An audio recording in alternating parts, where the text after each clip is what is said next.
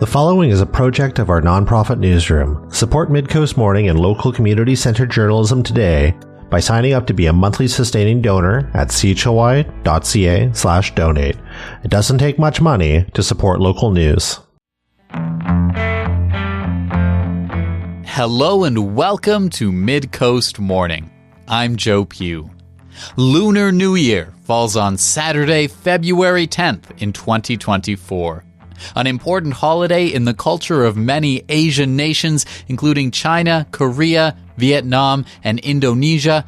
Today, we'll be taking a look at some of the ways it's being celebrated here in Nanaimo. We'll visit the Nanaimo Chinese Cultural Society's Lunar New Year event, and we'll hear the favorite traditions of a number of students at Vancouver Island University. Last Saturday, at the Beban Park Social Centre, around 500 people gathered to ring in the new year. The celebration was a week early because there were a number of special guests visiting from Vancouver, including folks performing the dragon and lion dances. Also over from the mainland was Cecil Fung, who shared a Chinese legend about the holiday's origins. Hello, my name is Cecil Fung. I'm the chairman of the Da Kun Club of Vancouver. The Da Kun Club is an affiliate association with the Chinese Freemasons. We are very happy that we have been invited to come over to Nanaimo to help with the celebration of Chinese New Year. This is a very legendary story of the beginning of Chinese New Year. Chinese New Year, in our language, is called Nian. Nian was an monstrous animal that lived in the mountains that comes down to the village once a year and wreak havoc in the villages. They would eat the first son and so on and so forth. What the villagers found out that the monster is afraid of is the color red. So that's why they have red couplets on the front of the doors to ward this monster off. And this monster is also very afraid of loud noises. That's why there were firecrackers. And it comes out at night, so the villagers will stay up all night. They will play all kinds of games, put up all the red couplets on their doors, and fire off firecrackers so that this monster will not come to the village. And that's the legend. And that's the start of Chinese New Year. And that's why we have firecrackers, red couplets on our doors, and all-night gaming events. In the build-up to the festivities, I spoke with Jerry Hong, president of the Nanaimo Chinese Cultural Society. We're about 15 minutes away from the event here getting started. You're a very busy man. How many people are you expecting to come out tonight? Yeah. Oh, it's going to be a phenomenal event. We're expecting about 500 people to come out for tonight's event, and we had about 50 volunteers and about 40 performers just doing the whole event. So it's been hard work, but it's been always a phenomenal show. And can you give me a quick rundown of what we're going to see tonight? Well, this is a really special year because it's the year of the dragon. So it's the only mythical creature in the entire zodiac. So we've gone all out. We actually have a lion dance and a dragon dance. So that's just going to be one of the key things. We have some phenomenal dancers from some seniors. We have a Tai Chi group coming, and we have a bunch of cute little kids. What can go wrong with that? It's the perfect combination. And can you tell me maybe what stands out about celebrating this event in Nanaimo, the community in Nanaimo around Lunar New Year? Yeah. So the Chinese community has been in Nanaimo for a very, very long time. Like I said, the Chinese Cultural Society has been started since 1982. So we've been, a pillar of Nanaimo and the events that we do yearly. So this is one of our gala events, right? So we do year events throughout the year, but this is the event of the year. And this is going to go out, obviously, after this event has happened, but still during the Lunar New Year period. Is there any, maybe, advice to people on how to best celebrate or what they can do to kind of be a part of it? Oh, for sure. Like I said, New Year's is similar to Western society as well. Wish good luck and good fortune to all your friends and your family. One of the key things that a lot of people don't realize is the lion dance, represents chasing away all the bad spirits to bring you a fresh start for the new year, right? And we always clean houses, before the new year starts. So it's always an important thing. Like Jerry mentioned, we're heading into the Year of the Dragon. Cecil Feng shared a legend about the Chinese zodiac's only mythical creature.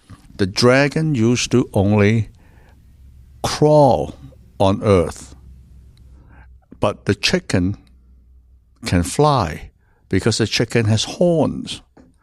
And one day, the dragon wanted to fly and see the world and wanted to borrow the horns from the chicken. But the chicken does not trust the dragon that much, so it's got the centipede to guarantee that the horns will be returned. So the chicken lent the dragon his horns, and the dragon flew away. The dragon never came back. And that's why the chicken in the morning will crow and call and ask and swear at the dragon and then find out where he is, and he wanted his horns back. And when he sees the centipede, it will go after the centipede and use his beak to kill the centipede. And that's the legend of the dragon. So if I am a dragon, if I were born in the Year of the Dragon and this were my year, what does that mean? Is it significant for me in any way? Eat a lot of chicken. I don't know.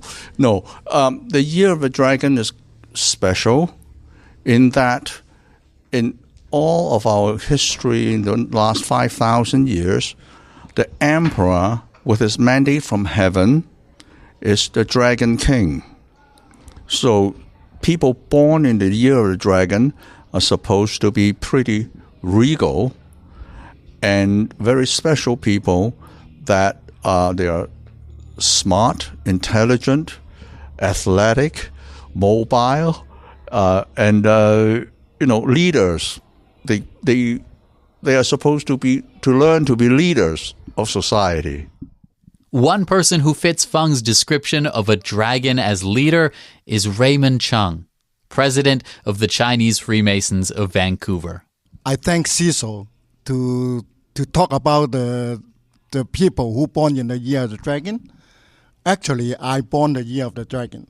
So thank you, Cecil. You talk to the air to say about the dragon people, and I'm the leader, but I don't have to learn. But I am the leader right now. So what are we going to do today is we bring a group of my students from Freemason Athletic Club from Vancouver to come over here to do the dragon and lion dance. I had the chance to speak with some of Chung's students as they were getting ready to perform the dragon and lion dances. My name is Jordan Wong. I'm from the Shaolin Hangar Kung Fu Association under Sifu Raymond Chung. I've been with Sifu Raymond Chung and overall the Art of Hangar for the last 17 years. Hi, I'm Tristan Khan, and I'm also with the Shaolin Hangar Kung Fu Association. Been with Sifu Raymond for the past 12 years, and before that, other martial arts. And recently, I became Sifu's last disciple. Last disciple, what does that mean? If there's a student who is particularly dedicated and showing enough potential, he might become invited to become a disciple of Sifu. And what that would entail is the responsibility of carrying on the future of the art. Hi, my name is Dawn Ngui. I just joined the club about a year and a half right now, and this is the second time that I came to Nanaimo for celebration. Thank you all very much for taking some time to speak. So we're here. The event is in less than an hour. Can you tell me what you're going to be doing today? So today we'll be doing a performance of a eye dotting ceremony for the dragon, and also bringing two lions to accompany the dragon. I myself, I'm the drummer, which is basically the heart and soul of the lion, and also the dragon, basically commanding the movements. Yeah, that's right. Jordan is definitely going to be playing the drum, which we feel as the heartbeat and the rhythm of what we are performing today. That goes for the lion and the dragon. So we're less than an hour out. So right now energy is high. We've gone through our rehearsals. Everything is set for the routine. And we're feeling excited and just buzzing, ready to get out onto the stage and perform in front of all these people. So today I'm a tale of the lions, and this is my first time on stage to do the lions, and I would like to make it the best so all the people out downstage can see, and everyone outside, if it's on the TV, everyone else can see us too. And if I'm watching a dragon dance, is there anything that will help me as a viewer with little or no context understand and appreciate it better? As for the lion, right, or so the legend says, right, the lion was back in a Chinese village. They were threatened by evil spirits, and the villagers would dress up as a lion to scare off the evil spirits.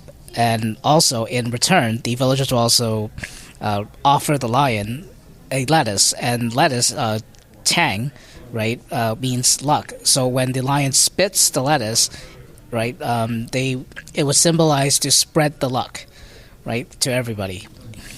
And today in modern days society, right, the lion dance is used to symbolize to spread the luck to someone's new marriage, new business, right, and that's how it's celebrated each year. Some do it for weddings, performances, for just in general. You have to celebrate any event. And maybe do each of you have any, I don't know, favorite parts or things you're most looking forward to about the holiday, either this year or in years past? I'm not local. I'm not Canadian. I came here like 9 years ago, and I'm from Vietnam, but I'm Chinese. I'm kind of Chinese born in Vietnam, and then we always celebrate Chinese Lunar New Year, and then but in the Chinese way in Vietnam. So we kind of like mixed culture of Vietnam and Chinese, and we always like stay up all night, like how they said earlier, for the first night. And when I first came here, I totally forgot about the Lunar New Year. No celebrate because no family, barely have friends, so we don't celebrate, and we don't know like actually where to go. And since I joined the club and then start doing lion dance, and then just like recall me about every year in Vietnam, we went to see the lion dance like just on the street, and it just went off and off and off like, everywhere. It's very loud and very fun. And then here it's like it just happened like smaller, not on the street every single day, and it's not like all day. It's just like a part or a time, and or some like, because not many club, right? In Asia, there's many club. They just like spread out for the whole city, so you can hear lions dance like all day long for about like 2 weeks. 2 weeks, and no one working for 2 weeks.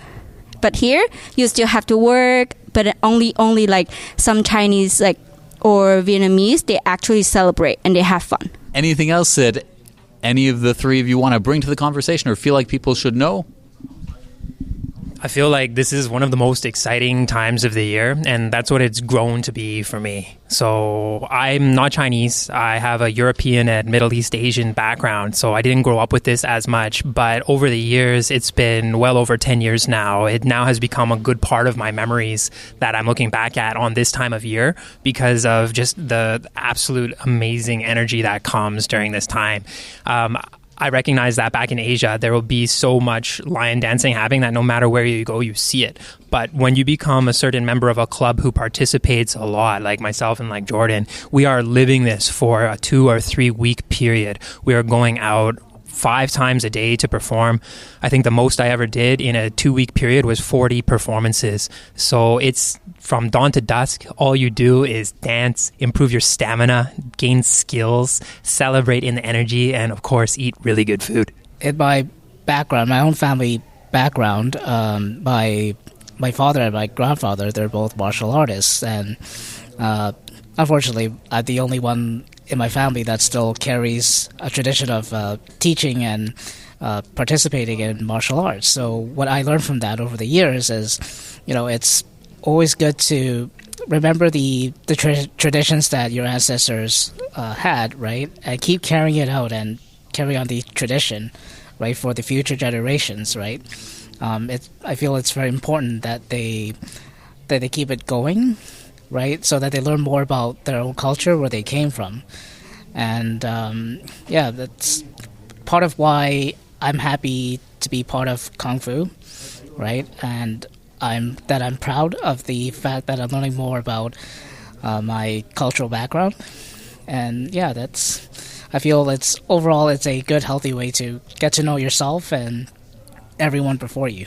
Well, Jordan, Tristan, Don, thank you so much for taking the time to speak with me, and Happy New Year, and break a leg. Happy New Year. Jordan Wong, Tristan Kahn, and Don Wei speaking with me ahead of their performance of the dragon and lion dances at the Nanaimo Chinese Cultural Society's Lunar New Year celebration. We're going to play you into the break with a little audio from their performance, complete with Jordan's drumming.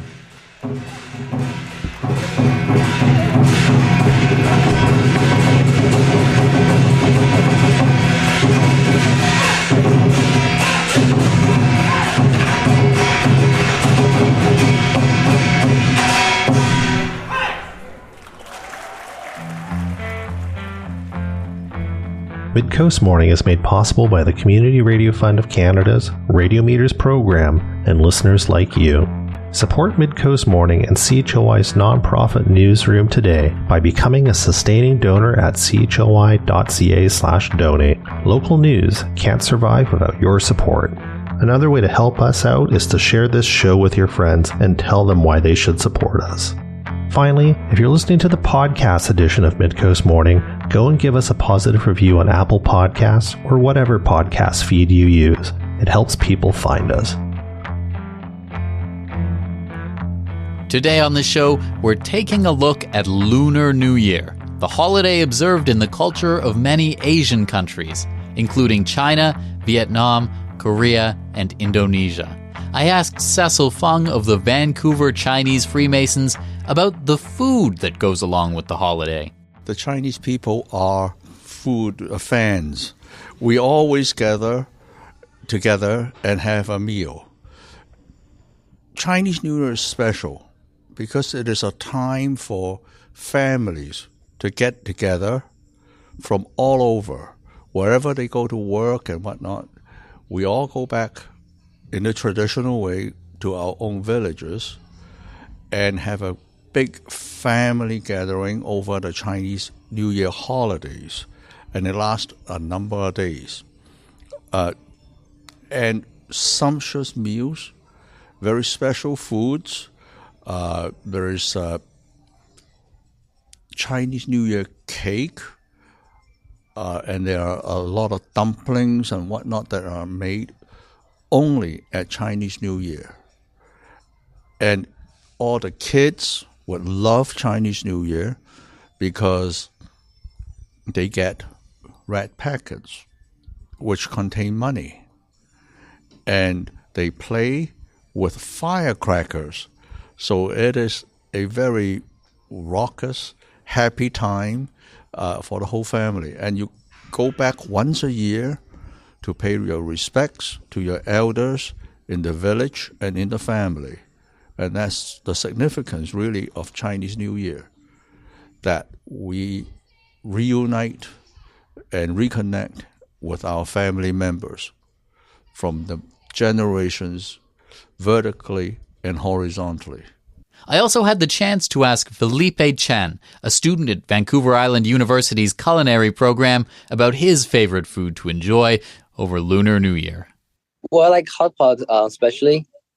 It's like a Chinese fondue kind of food. So it's like a broth, and you can put all kinds of different broths in the pot. And there's like the Sichuan spicy ones, or the more savory ones, like the mushroom ones with a pork stock.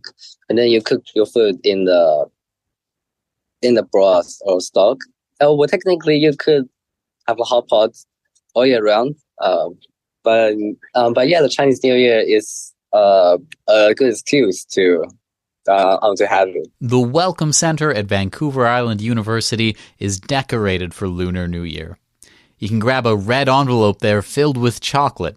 I sat down in the comfy chairs at the lounge with students Johannes and Nyo to hear about their holiday traditions. My name is Johannes. I am an international student here at VIU. I'm on my second semester of the MBA program. I'm originally from Indonesia, but I've been in Thailand. I've lived in Japan. I've lived in the US as well. So I've been all over the place.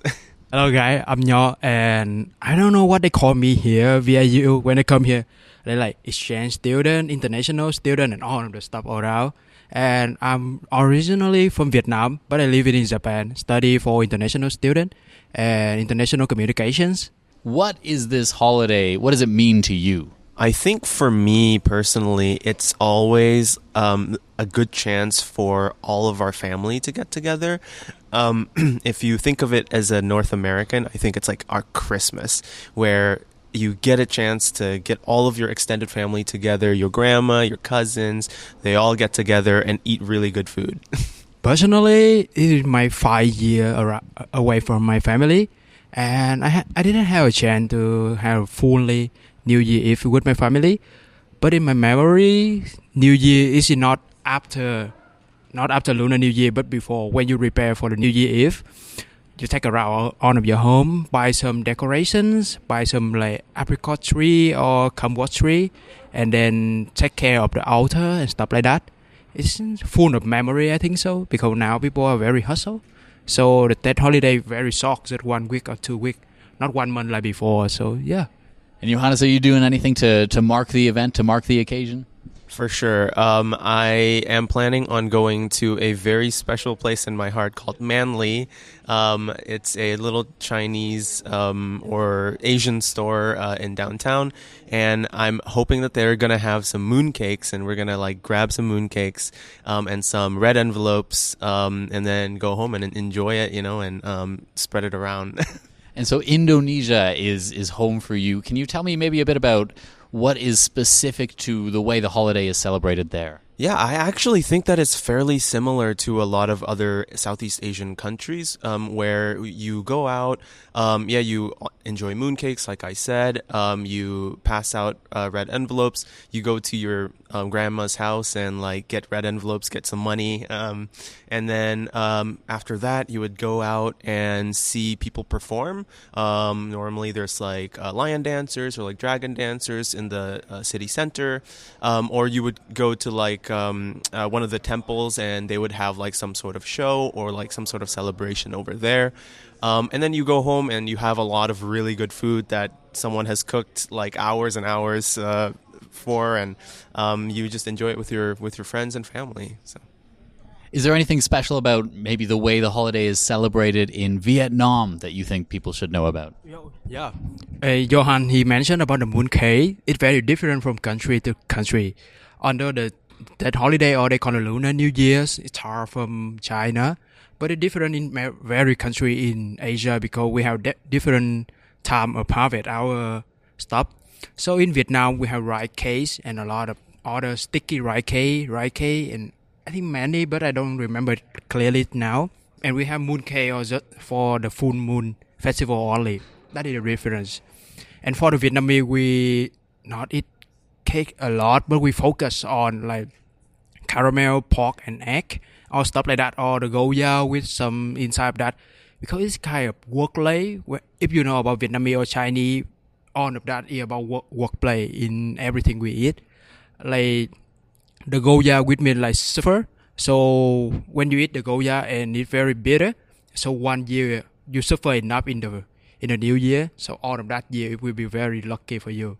Is there anything else you think you'd like to bring to folks' attention or bring to our conversation today? Yeah, I think it's just like it's an excuse to hang out and gather with family. Even if you don't have a family here, as international students, there's still like other people out there that can that can have that feeling for you, like other friends, and I feel like it's a good excuse to get together, hang out, have fun, have great food, and there's like also a lot of really good Asian restaurants here that people should try. So yeah, I think that holiday nowadays people not consider it very important like in the past because of globalization. So on the holiday come to Vietnam, but out of that, the Vietnamese people they still consider 30 something very special. Not a Johan can be making it the skill to go in now. People can add that, but for some like conservative people like me or traditional, we just stay in our home and spend time with family because all of the year it's like my city very hustle and bustle over there. So all of the year just only have 1 week or 2 weeks of the Tet to sit together and talk about stuff. So yeah, that is more than the skill to me. Vancouver Island University students Johannes and Nyo sharing some of their Lunar New Year traditions. If you don't have plans this weekend, President of the Chinese Freemasons of Vancouver, Raymond Chung, invites you to head to the mainland. There will be a Chinatown parade in February the 11th, start from 11 to 4. We will have a lot of people to watching, and there will be a lion and dragon dance around almost 100 different association and group joining in the parade. And I hope all the folks from Nanaimo can come to join us in Vancouver on February the 11th to see the big parade. That's our story for the day. Thank you for joining me. I'm Joe Pugh, host and producer of Midcoast Morning. Jesse Woodward is our executive producer, and Arby Frew is our technical advisor. You can sign up for CHLY's newsletter at chly.ca/subscribe for updates from our nonprofit newsroom and more. Our theme song is First One by local Nanaimo band Waste Management. You can find more of their music on their Bandcamp. If you have a story you would like us to cover, email us at news@chly.ca. That's all for now. I'll talk to you on another Midcoast Morning. Midcoast Morning would not be possible without the funding of the Community Radio Fund of Canada's Radio Meters program and listeners like you. Midcoast Morning is a project of CHLY's nonprofit newsroom. Support nonprofit journalism in Nanaimo and on the Salish Sea today by becoming a monthly sustaining donor at $5 or more per month. Support the program at chly.ca/donate. If you're already a supporter, record a voice memo telling others where you're listening from and why they too should support our work. After you're done, you can email it to us. Also, share the podcast with your friends. While Meta is blocking Canadian users from sharing news content on their Facebook feeds, you can still share our podcast directly with your friends via Facebook or Instagram Messenger. Finally, this program acknowledges and gives thanks to the Nanaimo First Nation as we broadcast and podcast from their traditional territory. Thanks for listening.